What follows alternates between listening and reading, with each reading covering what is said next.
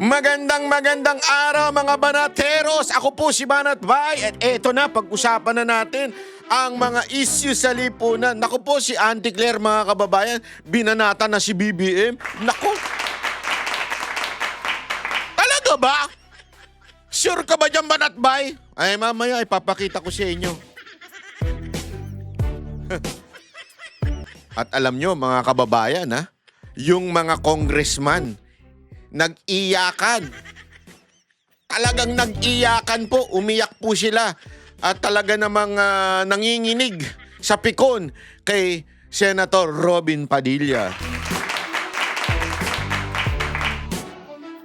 Grabe ho mga kababayan. Talagang mga congressman natin ay talagang nanggagalaiti.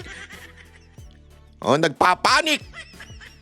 Hindi ko alam kung anong tawag sa kanila pero lahat sila pinagtutulungan na ngayon si Senator Robin Padilla. Antay lang kayo kay Senator Robin Padilla pag yan naging Vice President at President. Buwag kayo, wala kayong posisyon, mga animal kayo. Gusto nyo ba yun mga kababayan? Gusto nyo ba yun na itong Congress ay mawala ng tuluyan? Naku po. Alam nyo, yan ang aking taimtim na nakahilingan kay Senator Robin Padilla. Walang biro ho. Ito talaga hinihiling ko.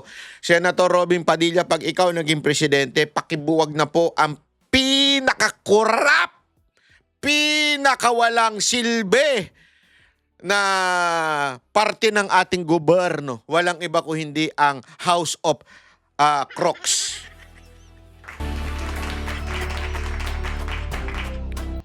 Hindi, alam mo, sila lang ang talagang merong MOOE na limpak-limpak na salapi. Galit na galit sila kay VP Sara Duterte dahil sa lintik na 150 million.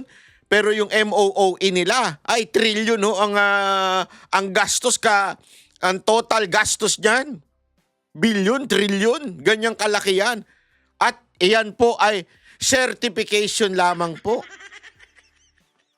Ang kanilang certification lang. Ano ibig sabihin nun? Banat ba? Explain mo nga sa amin ng salitang maintindihan namin. Ganito lang yan. Ganito lang Para sa kaalaman natin. Susulat ko lang.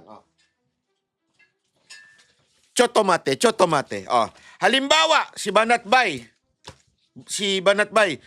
Sa opisina niya, si Congressman Banat Bay. Halimbawa lang. Ano natin si Congressman Banat Bay.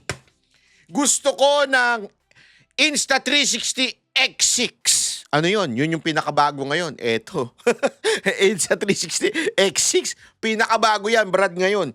Talagang pre-order ang ginawa ko dito. Gusto ko itong bilhin para sa aking opisina dahil pag kami nagpunta sa mga gathering, gagamitin ko ito. Di ba? Para sa pamimigay ng ayuda namin. Kailangan ko ng Insta360 X6. Paano yan, Banat Bay? Magkano ba yan? Alam nyo kung magkano ito? 1.5 million. Grabe naman yan, Banat Bay. 1.5 million. Paano mo naman nasabing 1.5 million yan? Sandali. Ganito lang yan. Certify. This is mali. Mali pa English. This Insta360 X6 is certified 1.5 million. Sign Office, as in Office P. Office of Congressman Banat Bay. Yan ang tinatawag na certification. Certification. Mali pa. So, ito na. Isasubmit ko na ngayon na itong X5 through my certification is 1.5 million. Wala na kayo reklamo. Bakit? Yun ang batas namin eh. Yun ang batas ng Congress eh. Isi-certify mo lang para ma-justify mo na yung binili mo, eto, ay 1.5 million. Yan lang ang kailangan. Tapos nagagalit sila sa opisina ng Vice President dahil wala daw OR, yung official receipt, yung sa confidential funds. Ay, gunggong pala talaga kayo eh. Alam nyo, sa bagay, kahit to sa Biblia, napakarami niyan. Oh, naalala ninyo yung istorya nung nananalangin sa temple?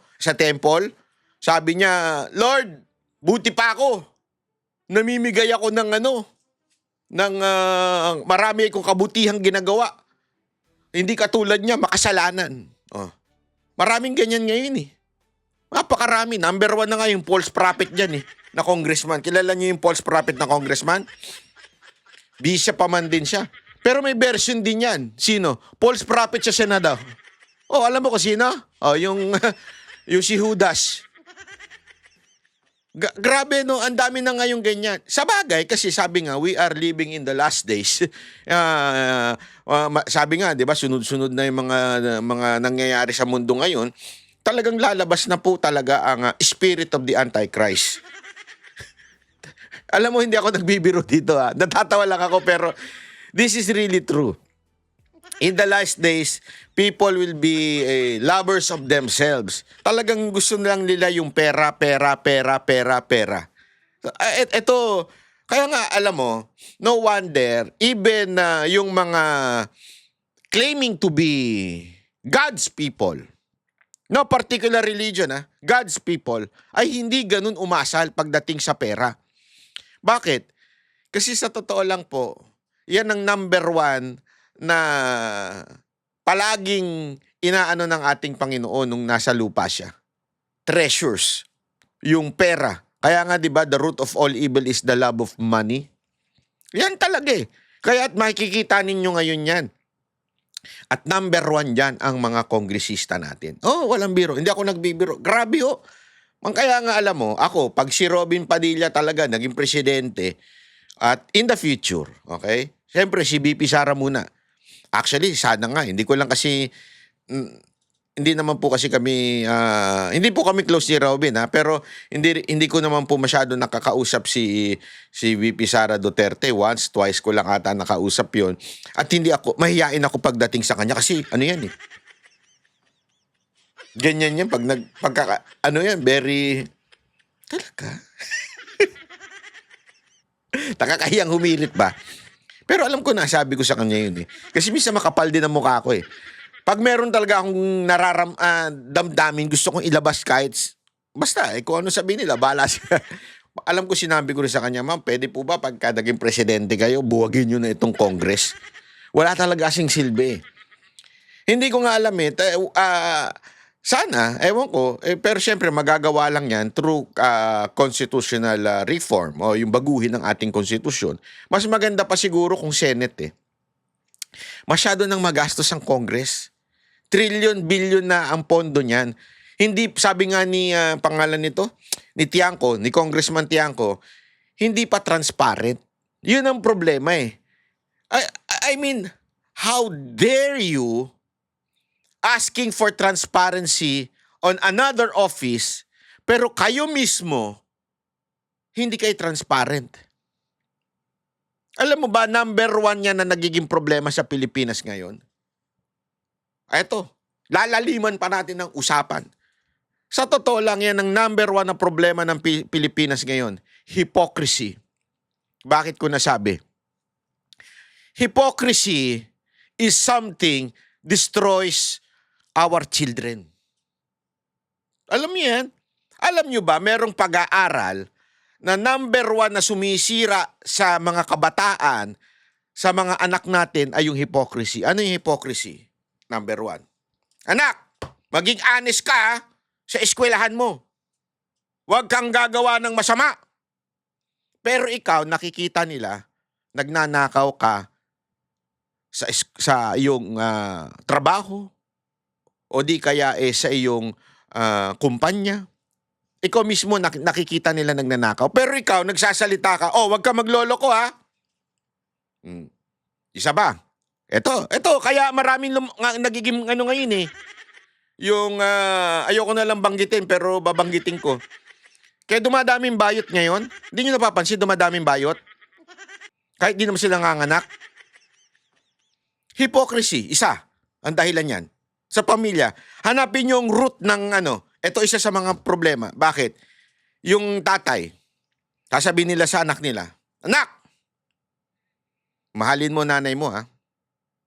Talagang ikaw ay pinaghirapan ka niya nung ikaw nasa kanyang tiyan at talagang mahal ka ng nanay mo, kaya mahalin mo nanay mo. O, tapos, uuwi ka lasing, sasaktan mo nanay mo. Yung asawa mo. Makikita ngayon ng anak mo. Sabi ng tatay ko, mahalin ko yung nanay ko, pero siya sinasaktan niya yung nanay ko. Yan, hindi ako nagbibiro. Maraming ganyan. Kaya, confused sila eh. Nawawala yung father figure sa kanila. Naaano sila. Minsan, nag-i-extreme sila na galit sa lalaki, nagiging pariwara. Ay naku po. Tanungin niyo yung mga pokpok. Ano dahilan kung ba't sila naging pokpok? Pero galit sila sa mga lalaki, ha?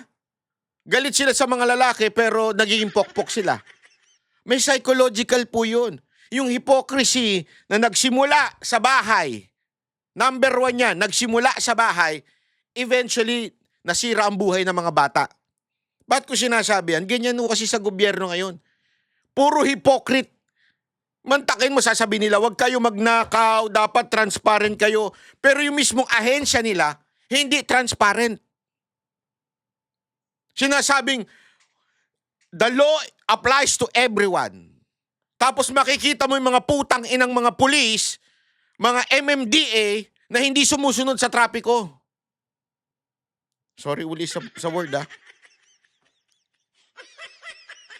Siyempre, ikaw bilang mamamayan, akala ko ba gusto nyo sumunod kami? Diba? Ang dami ninyong pautot, ang dami ninyong batas na pinasusunod sa amin. Pero yung mismong mga nag-i-implement ng batas, hindi sumusunod. Kahapon nga lang, trending na ngayon sa Facebook ko eh. 1.5 million na ang views. May nakuhanan ako sa harap mismo ng TV5. Di ko sinasabing, ito ha, wala ko sinasabing pinatutok. Una-una hindi senador yan. Dahil ang senador, HPG ang gamit nila. Hindi senador yan. Hindi ko alam kung sino hinayupak yan. Pero sigurado ko, LGU yan. Bakit? Yung mga hagad nila, puro mga taga-LGU. Kung sino mang hindot kang official ka ng Mandaluyong, kasi Mandaluyong, sa tingin ko yung pananaw ko, taga Mandaluyong yung yung mga hagad niya eh. Nakita ko mismo ang dami, ang haba nila, tas ilan yung hagad nila? 3, 4. Talagang hinahawi nila yung mga rider natin. Tapos gusto nyo sumunod yung mga rider natin. Ako, galit ako sa kamote. Talagang galit ako sa mga kamote, lalo na yung mga maiingay na kamote. Yung nakaka-istorbo na hindi nila alam nakaka-istorbo na. Akala mo ang bilis-bilis, pero sobrang lintik ang ingay, ang bagal-bagal naman pala. Akala mo humahataw na eh. Yung pala 40 lang ang takbo. Busit na busit ako dyan, ang ingay-ingay. Yung hindi marunong sumunod sa pedestrian lane, busit na busit ako dyan. Ang dami ko na namura dyan. Walang biro, ang dami ko na namura dyan. Yung mga hindi sumusunod sa pedestrian lane, sabi ko, subukan yung bumaba. Makakatikim talaga kayo sa akin. Totoo ha. Busit na busit kasi ako dyan sa mga hindi marunong sumunod ng pedestrian. Kawawa naman yung mga, alam mo, eto gagalit ako eh. Kasi alam nyo kung bakit ganito ang problema ng ating bayan pagdating po sa transportasyon? Isang dahilan po niyan, hindi walkable ang ating city. Marami ring nagiging obese dahil hindi walkable ang ating city. Ang dami niyan. Hindi na nga walkable ang ating city. Yung pedestrian, hindi pa sinusunod. Kaya talagang, ako, di ba, like ko sinasabi to, pumunta kayo sa Japan, makikita kayong mga chikiting, mga bata, naglalakad lang. Bakit? Kasi safety sila eh. Aside from safety sila, may walkable. Merong pedestrian na daanan talaga, lakaran ng tao. At the same time, safe silang tumawid. Kasi talagang tumitigil ang tao. Alam ko hindi lang sa Japan yan, napakarami pa po niyan. Sa ibang mga bansang matitino. Sa Pilipinas, pababayaan mo ba yung chikiting mo maglakad? Unless kung gusto mo siyang paglimusin. Kasi may mga hindot din ng mga nanay-tatay na pinababayaan yung anak nila malimos. Di ba? Pero hindi mo pababaya kung matino kang magulang, hindi mo pababaya maglakad ang anak mo. Bakit? Walang lalakaran eh. So what do I mean? Ito lang, simpleng-simple lang. Galit ako sa mga kamote. Pero mas galit ako sa mga abusado. Actually, nag-comment ako dun sa chinek ko yung may pinost si Torre na video. Kasi nag-trending yung video na dumaan yung MMDA sa bus lane. Tapos sabi is, ginastify ni Torre na on duty daw yon yung MMDA na yun. At parang ang sinasabi nga niya siya yun eh. Parang ganun correct me if I'm wrong. Pero parang sinasabi niya siya yun. So, nag-comment ako din. Sabi ko, abusado ka. Alam mo, sa totoo lang, yan ang problema sa atin. Yes, maybe legally you're right. Pero because you're trying to prove something that you are a leader who follows the rules and laws of our country, wala ka bang delikadesa na wag mong gawin yon para at least kahit papaano yung mga kababayan natin sumunod? Ang lakas nyong maningil ng 5,000, 10,000, 20,000 sa gobyernong ito sa mga nagpe-penalty dyan sa bus lane, tapos kayo mismo, nandiyan kayo, animal kayo. Hindi sa totoo lang, nakakabuisit eh. Sabihin na natin legally, okay, sige, justified, nagwangwang kayo, marked vehicle kayo, ng MMDA, kayo hari niyan. Sabihin na natin justified yan. Pero di ba wala man lang kayong delikadesa na sumunod na lang, wag na lang yung gawin yan para at least yung mga Pilipino, mga kababayan natin, ma-inspire. Kita nyo na, yung mismong leader natin sa MMDA, yung ating general manager dyan, sumusunod sa batas. Hindi gumagamit ng bus lane. Sabi nga, there is such thing as right, morally right, at saka yung masasabi mong tama na may delikadesa. Kasi meron namang mga bagay na pwede mong gawin yan. Kaya mo i-justify yan. Pero yung delikadesa ba, meron tayo dyan eh. Di ba? Pagiging honorable ka ba, na hindi mo gagawin yan kasi alam mong pinasusunod mo taong bayan. Yun ang problema eh. Ito, pumunta na tayo sa topic natin. Nanirmong ka na naman, banat ba eh? Ganun talaga. Pag-usapan muna natin itong tawan-tawa kasi ako dito eh. Galit na galit to mga animal na to. Kay Padilla. Panoorin nyo. Kalabuyo, Kasinigang, Kaadobo, Marshal Bonifacio, ilan po sa mga alias na binanggit ni Senator Judge Robin Padilla kanina. But how do you take these type of questions from a Senator Judge na yun nga po, parang ang dating dinidefend yung paggamit nga ng confidential funds and even yung prosecution tinatanong din po niya direkta kanina. Tapos pumunta pa dun sa point na yung kung may confidentials daw ba noon si Senator Ninoy Aquino hindi siya na-assassinate. Ikaw, anong gusto mo na alias mo kung sakaling Ako. Magjo-joke pa siya. Sige, sakyan natin joke mo. alias ka? Ayaw mo. Kung ikaw, ano gusto mong alias ka? Ako alam ko. Yung nasa gitna, kamaleta. Yung nasa kanan natin, facing them, kabuaya.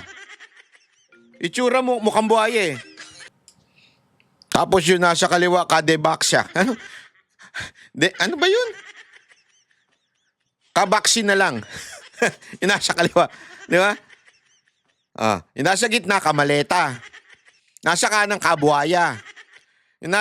Yung babae, then vaxia o kabaksin. Gusto nyo sakyan, di ba? Nagjojo kayo, di ba? Kakatawa. Yan ang bagay sa inyo. Pakinggan natin si Kamaleta. Ay, si ano muna, Kabuaya. Kabuaya. Ganun ba? Hindi, naman, nasagot naman actually, eksakto pag Si Kabuaya. turnover nung time, si Senator Bam yung sumagot. Buhaya ba o Gurilya? Si Gurilya. Alam ko na. Hindi pala kabuhaya.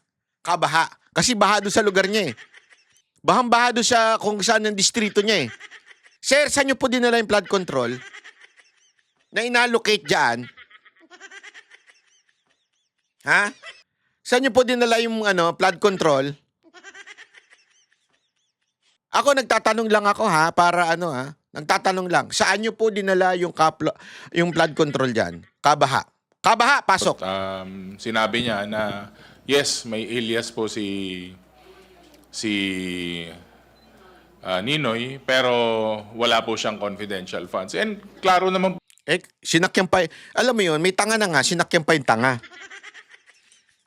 Talagang walang confidential funds siya nun. Paano siya magkaka-confidential funds? Hindi nga official siya nun. Alam mo, matindi ito Bakit? Naalala niyo yung kwento doon sa, yung sa Sabong? Yung isang tanga doon, nagdala ng bibe. Yung bibe! Yung bibe. Nagdala siya ng bibe doon sa Sabong. Ipanlalaban niya yung bibe doon sa Texas. Ano sa tingin yung mangyayari? Ito mas tanga. Yung nagdala ng bibe, tanga na. Ang mas tanga, yung pumusta doon sa bibe. Ano nangyari? Naging balot. Parang ito. Tanga na nga yung sagot ni Bam Aquino dahil wala naman talagang confidential ang isang private citizen. Sabi niya, wala namang confidential funds si Ninoy. Natural, hindi ka private citizen ka, saan ka kukuha ng confidential funds? Sinakyan pa nito. Anong tawag mo dito? Kung tanga si Bam Aquino, anong tawag mo dito? Ito talaga si Kabaha, po siguro yun, no? Hindi ka naman po babansagan na bayani o hero kung gagamitin mo sa hindi maganda at maayos na paraan ng confidential funds. So kahit Ito kasi ang problema dito. Hinuhusgahan na kagad nila ang mga nabigyan ng confidential funds o yung mga masasabi nating spies, yung mga nabigyan ng reward, sinasabi kagad nila masama. Yun ang problema eh. Ina-assume kagad nilang masama without even giving evidence o proving na merong masamang ginawa at binulsa. Yun ang problema eh. Banat ba, sino ba ang makakasagot kung tama ang paggamit ng confidential funds? Yung mismong nag-handle ng confidential funds. Si Kernel La Chica. Yan ang problema. Takot kasi sila kay Kernel La Chica. Mamaya, papaliwanag ko sa inyo bakit sila takot kay Kernel La Chica. Takot na takot sila eh. pondo naman po ng gobyerno. Hindi ko po alam kung meron ng confidential funds nung mga panahon na yon. Pero I doubt if papayag itong mga tunay na bayani at mga bayani para gamitin yon. Then yung yan yung problema eh. Ina-assume nila na hindi bayani yung mga nakatanggap ng... paano kung informant yun? Because of those informant, may naligtas na buhay. Not just the Vice President. Paano natin malalaman na hindi sila bayani? Paano natin malalaman kung bayani sila? You are afraid of La Chica. Yun ang totoo. ano na ulit yun, Haji? Yung parang follow-up niya? Ayun nga po, kung yung mga ganitong types of questions nga po, from a senator judge, ayun nga, anong niyo doon? Anong take niyo doon sa mga ganong klase ng tanong? Considering na parang dinedefend nga po yung use of confidential funds. Hindi, nasagot din po yan ni Attorney May, no? Na wala pong problema sa aliases or dun sa confidential funds. Basta, nagagamit po ng tama, nasusunod po yung proseso, complete staff work, liquidation. Kung sa umpisa pa lang, pag-request mo hanggang sa financial plan, hanggang sa liquidation, sablay ka na, may problema na talaga. Malaking question mark na. Kaya po sila na-flag. Kaya po tayo nandito ngayon sa impeachment. So siguro yung pagtatanong nila ng gano'n,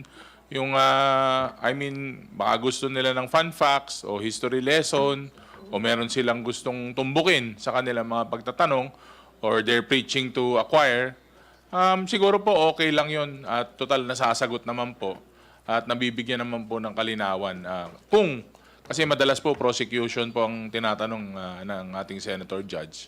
Nasasagot naman po ng maayos, so wala naman po akong pag-aalala sa part po ng prosecutors. Ako may tanong. Ano bang ibig sabihin nun, hinahalin tulad nila ang pangalawang pangulo sa isang bayani? Grabing tanong yun, ang tanga.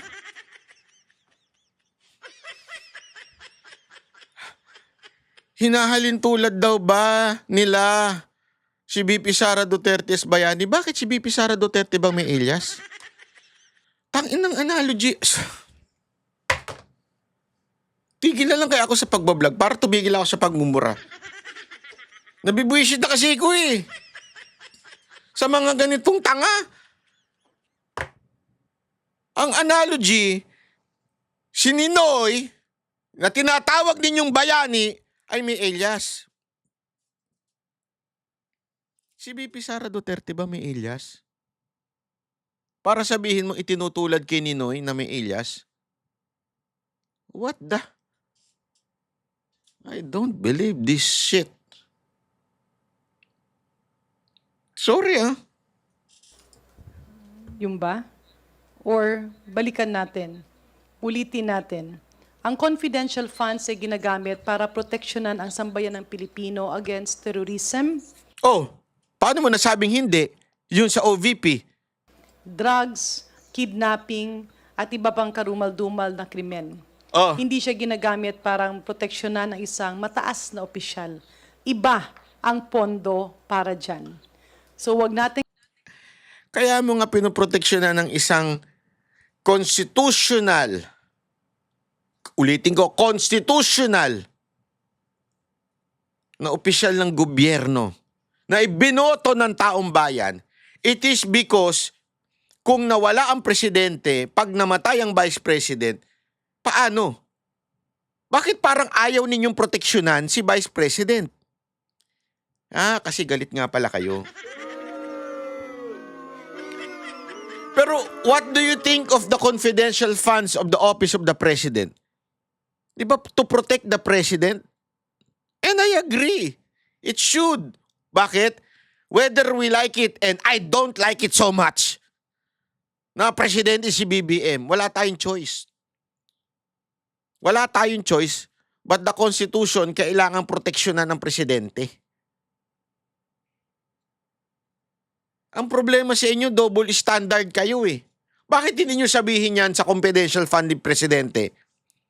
Kasi nga, galit lang kayo sa mga Duterte. ilihis ang usapin dun sa impeachment trial, ibalik natin dun sa pinag-uusapan. Walang problemang gumamit ng alias because we would like to protect the personalities involved. Pero tila dito, bakit mo gagawa ng isa, medyo mga bastos pa yung mga pangalan. Parang ginawang katawa-tawa, ginawang laro. Pero ang pinakamalaking tanong dito, ano ang naging punto? Because while the informants can have aliases, yung punto dulo, yung output ay hindi pwedeng maging confidential. Ang tanong, saan ba ginamit? Kasi kung confidential yung mga pangalan, alias yung mga pangalan, alangan namang alias. Kapag alias ang output, kung alias ang isang programa, isa lang ang ibig sabihin doon. Ghost ang naging paggastos ng confidential fund. Well, with due respect to my brother in faith and a sitting senator, I think those national heroes whose aliases were referenced would be probably rolling in their graves, no? After their nom de guerre, no? I think these are nom de guerre, no? were mentioned in the same context as the allegation of misuse of confidential funds. No? To be mentioned with the same breath as as Mary Grace Piatos, Mr. Pagong, Ms. Pusa, Ms. Bilat is no, but that's what the name reflected in the AR, di ba? Kaya nga sinasabi natin. Ito, binibigyan na naman nila ng meaning yung bilat. Belat. Hindi ho bilat yan. Belat. Ibig sabihin po, belat. Hindi. Ito kasi, sorry pasensya na ho sa mga meron pong salitang belat para po sa mga taga-Tagalog. O ang ibig sabihin, belat, gano'n. Ang bilat, iba yun. Puro kasi kayo kamanyakan eh.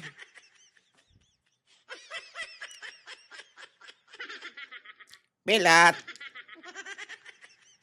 Ms. Bilat is already a way, a travesty to the memories and to the legacy which these national heroes have imparted to benefit the Philippine Nasabi nation. niya kagad na kabastusan yun.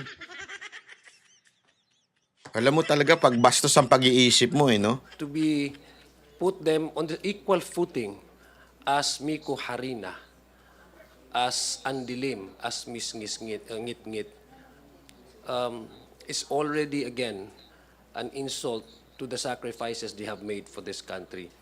And their death, the sacrifices they have made, kasi malapit na pong National Heroes Day, the sacrifices they have made is actually diametrically opposite to the very practice of which these confidential funds were handled. So hindi po dapat yun ang analogy ang gamitin natin. And let us be specific about this. This is about auditing problem. This is about whether or not aliases are necessary in order to maintain confidentiality of a operation that requires safety and security of whoever is involved, not a test of anybody's patriotism. So dapat po makontextualize po natin yan. Una, ang problema po dito as explicitly explained by Deputy Speaker Janet Garin, ang usapin po dito ay audit problem. May problema po ang OVP sa sinabmit nilang mga liquidation. At sinabi po nila, Iyan yung patunayan nyo.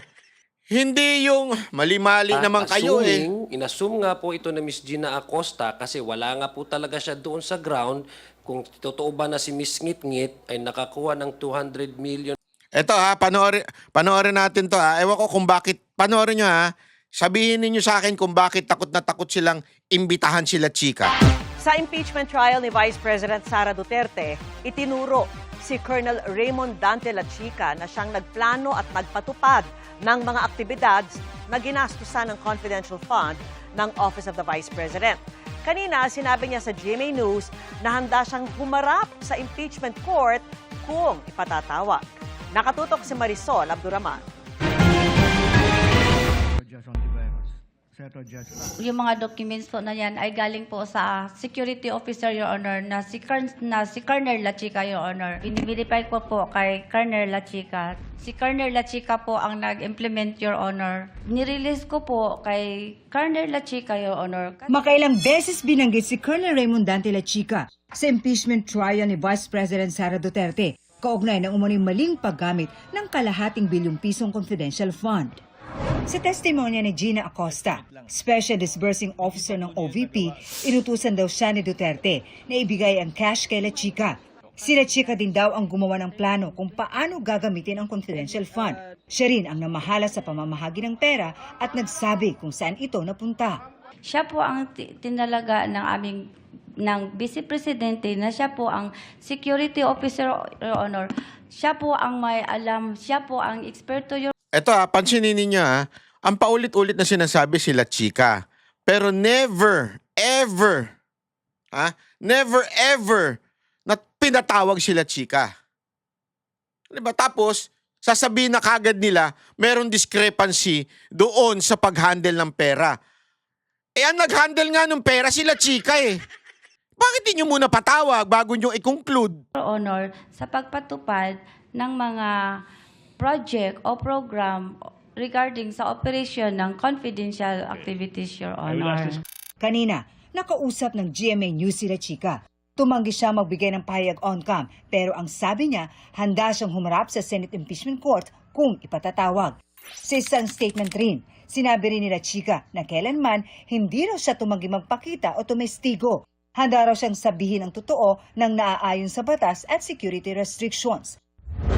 Sa ngayon, pinag-iisipan pa ng prosecution kung ipatatawag nila sila Chika para tumestigo. Bilang miyembro ng Philippine Army, sumailalim din siya sa investigasyon ng Armed Forces of the Philippines kaugnay ng issue. Kanina sinabi ng AFP na itinigil na raw nila ang investigasyon. Ni-recommend natin to for termination and conclusion to avoid itong duplication of functions. Particularly since itong Office of the Ombudsman has already taken yung cognizance of the complaints. Sa ngayon, aktibo pa sa serbisyo sila Chika pero wala siyang assignments mula noong October 2025. Nagsilbi siyang hepe noon ng Vice Presidential Security and Protection Group o Siya yung nasa likod, oh. PSPG.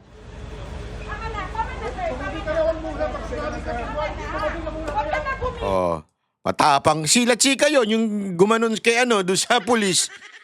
Tangina, kernel yan eh. Etong pulis na to, huwag ka mag-alala, pagdating ng presidente ni Bibi Sara Duterte, kangkungan ang abot mo. Naroon siya noong 2024 habang inililipat ng ospital ang Chief of Staff ni Duterte na si Zulaika Lopez. Ang naging sanhi para ireklamo siya ng PNP dahil sa paghadlang umano sa pagpapatupad ng legal detention order ng Kamara. Ibinasura ito kalaunan ng Quezon City Prosecutor's Office. Ang palasyo, naniniwalang dapat na imbestigahan ang papel nila Chika sa pagpapatupad ng confidential funds ng Office of the Vice President. Nararapat din naman na ito ay maimbestigahan ng ombudsman. Ang mas maganda na yung neutral na ahensya ang siya mag-imbestiga para malaman kung mayroon bang kasalanan, pakikipagsabwatan para magastos itong confidential funds. Marisol Abduraman. Oo, pero ang tataka ko, hindi pa pinipresenta sila chika. Bakit?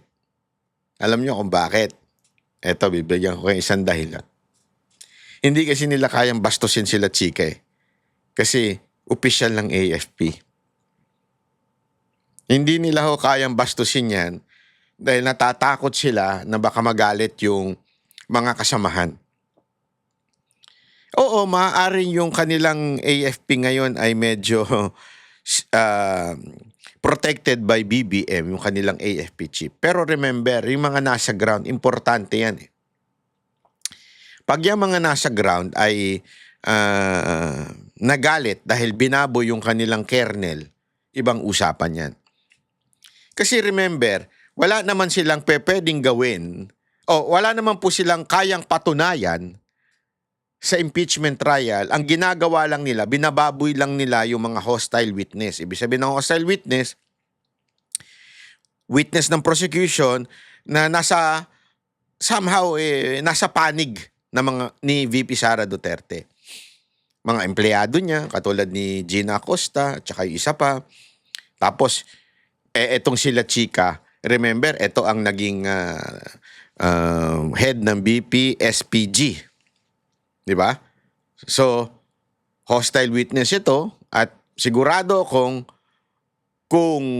yan ay isang ordinaryong empleyado lang ng gobyerno, bababuyin yan. Hindi lang ng prosecution, pati ng mga senador. Remember, senador ang mga nagpaulit-ulit ng tawag ng stupid, tanga-tangahan. Sila ang nagano niyan. Pero sila Chika kaya nilang sabihan ng tanga-tanga mo? O stupid ka? Hindi. At the same time, lalabas pa ang katotohanan na nagamit ng tama ang confidential funds. Kasi how can you say na hindi nagamit ng tama ang confidential funds kung ikaw ay hindi mo mismo narinig, hindi mo mismo na tanong doon sa nag-execute ng confidential funds. Di ba? How can you conclude? Eh, wala pa nga. Tawagin nyo muna. Bakit hindi nyo matawag? Dahil lalabas ang katotohanan. Takot kayo. Tawagin nyo sila, chika. Kaya nga ako, open pa rin yung invitation ko eh. Colonel La Chica, baka naman pwede kita ma-interview. O yung mga kababayan natin dyan, ha, na banatbyofficial@gmail.com. Yan po yung ating email. Kung sakaling kakilala nyo si Colonel La Chica, nais ko siyang ma-interview. Para ayaw nila ipalabas yung katotohanan eh. Ako na lang maglalabas ng katotohanan. Diba? Oh. Tuloy natin to. Ano pang ano? Ito. Naku. Mamaya na yan. Hindi, kasi tinira ho ni Castro si BBM. Sa tingin nyo ba tinira ni Castro si BBM? O pakinggan natin to. Kanyang mismong press con. Press con niya to. Defense Secretary Gibo Teodoro alleges that some Filipino politicians may have been receiving support from China to amplify its operations in the West Philippine Sea. Does the palace have any information regarding these politicians? Kung particular na politician ay, kung meron man, ay hindi naman agad-agad ito dapat na maisiwalat at kailangan pa ng masinsinang pagpapaimbestiga. Pero ang issue po na ito ay matagal na po itong napapansin. Actually, meron po tayo ibibigay na isang UST joint student at nabanggit ko na rin po ito sa inyo noon kung saan may mga Chinese-linked social media network pushing anti-Philippine, pro-Duterte content. At nais po nating ipakita, ito po ay isang pag-aaral mismo ni Mr. Nico Balbidina.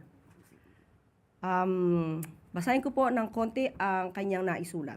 As the nation grapples with the ongoing impeachment controversy surrounding Vice President Sara Duterte and the alarming spread of fake news across social media platforms, prompting the House Committee to summon vloggers and influencers for a congressional inquiry, an unsettling discovery has surfaced. Press 1.p. Ito na naman sila sa bago nilang panggigipit sa social media. Bakit? Ito sinasabi nila na meron daw binayaran ng China para iano yung propaganda daw ng China. Ito ang direction nito eh. Sisimulan na nila yan para eventually pagkakalaban ng gobyerno nakikriticize kay Marcos, sasabihin nila, ayan, ano yan ng China, binabayaran niya ng China. Ganyan ang kanilang propaganda eh. Diba kami nga, nagpunta lang ng China, binabayaran na kami ng China. Hoy, mga gunggong. SME na yung nagdala sa amin.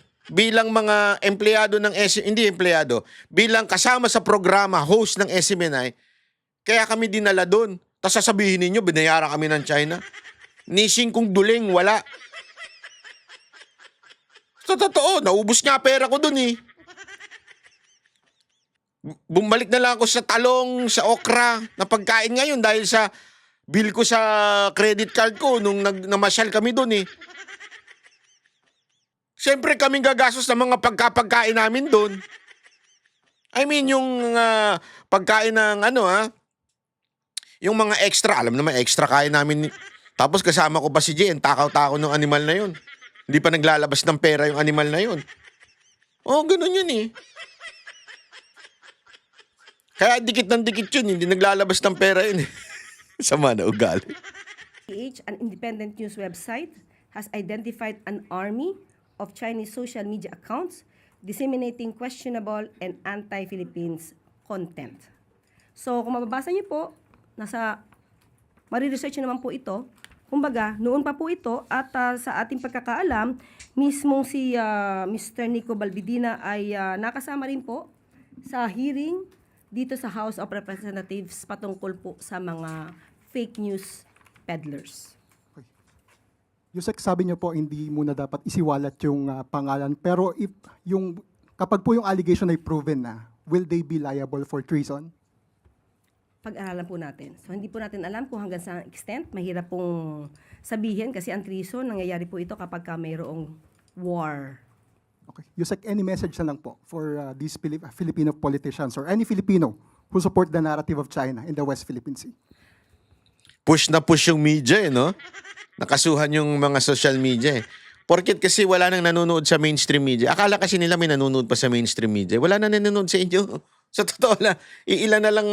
Kaya nga naglilipatan na mismo yung mga host ninyo, eh. Sa social media, eh. Kasi alam naman na yung kwento ng media. Alam mo, ako nire-respeto ko yung mga maayos na media tulad ng SMNI at saka ng Net25. Kasi talagang walang takot. Pero yung mga katulad ninyong halatang-halata namang control yung amo ninyo ni Marcos, pinagtatawanan na lang kayo. Kayo na lang nagpapaniwala sa sarili ninyo.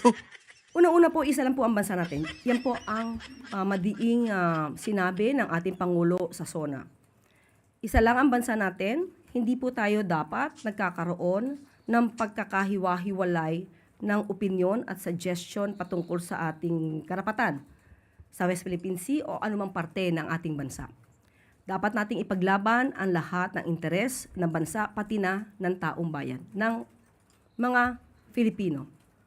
Hindi po dapat na magpagamit sa ibang bansa para lang manatili sa pwesto.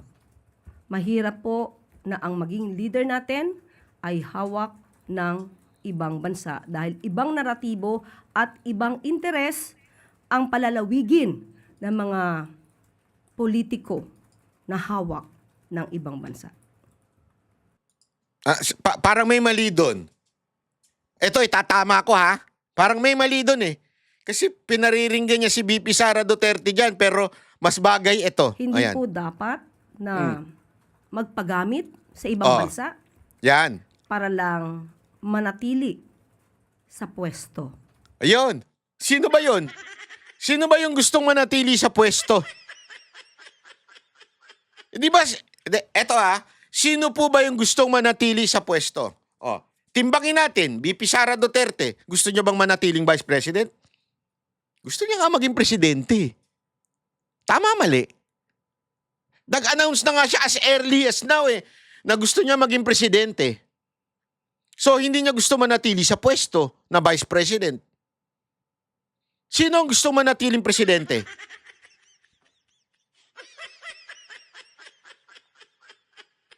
Di ba yung presidente rin? Siyempre gusto niya manatili, kaya nga todo siya sip-sip dito kay Trump, eh. So, todo siya sip-sip sa Amerika, eh. May EDCA, merong Paxilica, to the point na habang tinataas ang taripa ng Pilipinas sa Amerika, hindi man lang nagsasalita itong presidente natin. Alam mo ba, may napanood ako, ha? Ewan ko kung ito ay gagawin na o lihitin mo na kung kailan niyo papatupad to. Yung Canada, medyo pumitik sila, medyo nagalit sila kasi yung taripa daw na ina-apply ng Amerika sa kanila, i-apply din nila sa Amerika. Ganun ang may bayag. Yung presidente natin, may bayag ba yan o merong bangag? Ay, mali. Iba pala yun.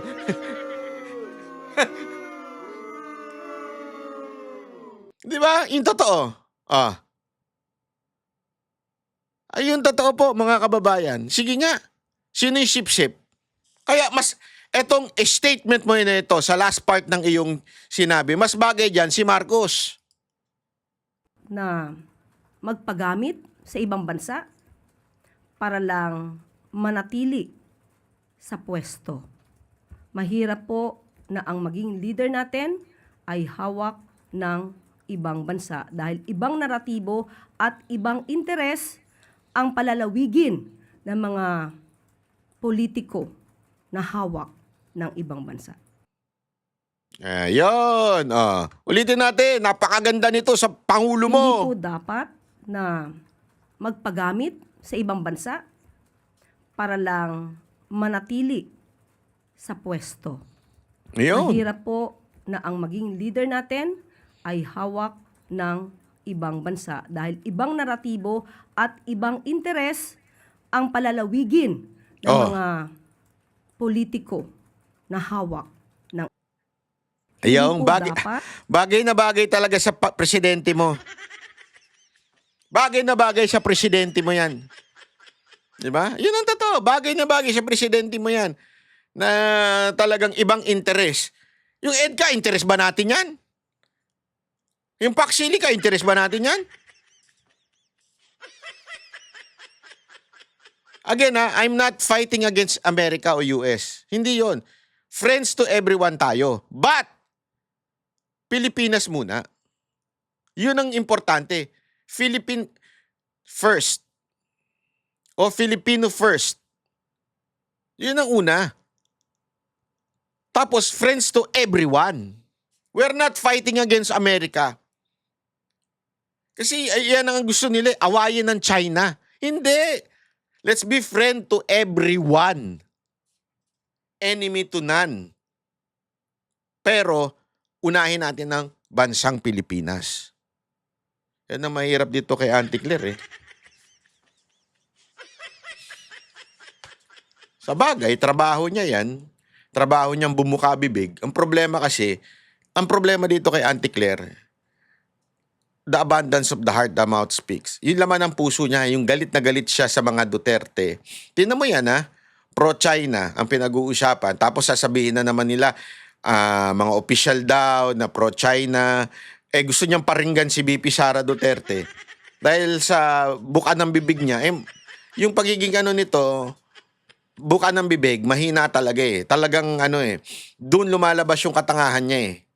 Na hindi niya maintindihan, ang tinatamaan dito yung pangulo niya.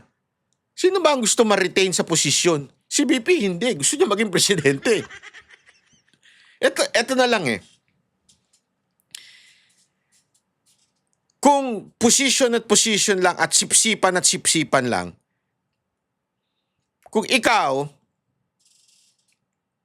ay opisyal na gustong manatiling powerful at nais mong maposisyon at ang interest mo lang ang gusto mo, sisip-sip ka sa Amerika. We all know that the Philippines somehow is being controlled by the Americans. You know that? And we all know that in the entire world, kung ayaw mong manganib ang iyong posisyon, huwag mong kokontrahin ng Amerika. Dahil pag kinontra mo Amerika, meron kang pupuntahang iba. Yan ang totoo. Marami na ho yan, hindi lang sa Pilipinas, maging lalo na sa Middle East. Yung mga kumukontra sa Amerika, nayayari. Di ba? Marami dyan nayari dahil natanggal sa posisyon dahil kumontra sa Amerika. And isa tayo sa example niyan. Isa, pero napakarami niyan sa buong mundo na example niyan. Na dahil sa pagkontra sa Amerika. So, kung si VP Sara Duterte ay gusto lamang ng kapangyarihan at gusto lamang talaga yung sarili niya, iniisip niya, di sana sumipsip na siya sa Amerika. Ito nga, di ba yung kinikwento kong impormasyon sa inyo na gustong kausapin itong political affairs di umano ng Amerika, si VP Sara Duterte, ayaw makipagkita ni VP Sara Duterte. Kaya nga nililigawan na lang nito, itong sila Baste, sila Pulong. Di ba? Kasama ni Pulong ng isang araw, kasama ni Baste ng isang araw. Si VP Sara Duterte, chillax. Kaya kung talagang gusto niyang manatili dyan, kakausapin niya yan. Tanggalin niyo na to si Marcos ha. And you all know that. Mismong si Senator Amy nagsabi niyan. Hindi ko nga maintindihan kay Ading, di ba? Sabi niya nung sa interview namin. Hindi ko nga maintindihan kay Ading eh. Amerika ang nag-alis sa amin dito, ang word pa nga niya, kidnap eh. Tapos ngayon, dun siya sumisip-sip. Di ba? Mismo ng kapatid niya nagsabi nun ha. Kasi naalala nyo, before niya sinabi yan, naikwento ko na yan sa previous vlog ko, tinanong ko siya, sabi ko, paano man nangyari, bakit kayo napunta sa Hawaii? Ang talagang totoong istorya nun, sabi niya, yung kanyang tatay gustong dalhin sa Paway. Sa Pilipinas yun, Paway. Tapos sinundo siya ng, hindi ko na lang sasabihin kung anong ahensya sa Amerika. Ang nagbit-bit sa kanila, Amerikano, papuntang Hawaii. Literally, It's against the will of his father. So, what do I mean? Yan po ay masasabi nating sikretong nailabas na, naibunyag na. Di ba? Mismong yung involved doon. Yung naandun mismo nagsabi. So alam natin yan. Kung ayaw mo maalis, kung ayaw mong, o kung gusto mong maging presidente agad-agad, ang sipsipan mo, Amerika. Pero sumisipsip ba si VP Sara Duterte sa Amerika? Tanungin ko kayo, sino sumisipsip sa Amerika? Di ba? Sino sumisipsip sa Amerika?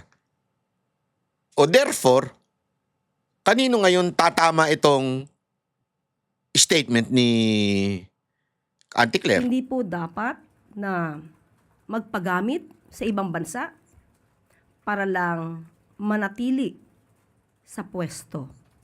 Mahirap po na ang maging leader natin ay hawak ng ibang bansa dahil ibang naratibo at ibang interes ang palalawigin ng mga politiko na hawak ng ibang bansa. Ayun. Oh. Di tugman-tugma. Ay nako mga kababayan. Patuloy lang po kayo ha. Sana ho mag-subscribe kayo kasi 50% lang ng nanonood ang nakasubscribe. Pambirang buhay oo. Sana ho mag-subscribe kayo at saka sana i-share nyo ho ito para mas mamulat pa po ang ating mga kababayan. Sabihan nyo na yung mga kumare, kumpare, kainuman, kachismisan ninyo. Uy, panuorin mo si Banat Bay para talaga ma-open ang iyong mga mata. Dahil tayo iniloloko ng mga bayarang media, bayarang vloggers. Kaya doon tayo sa mga banateros, lalong-lalo na kay Banat Bay. Ganun. Pwede po ba yun? Pwede po bang ibahagi nyo ako sa mga kumare, kumpare, kainuman, kachismisan, katsuktsakan, lahat na. I-share nyo ako. Ha? Huwag nyo akong ipagdamot. Don't gatekeep me. Anyway, maraming salamat po. Ako po si Banat Bay. Magkita-kita ulit tayo sa susunod nating video. Happy weekend, people in the house.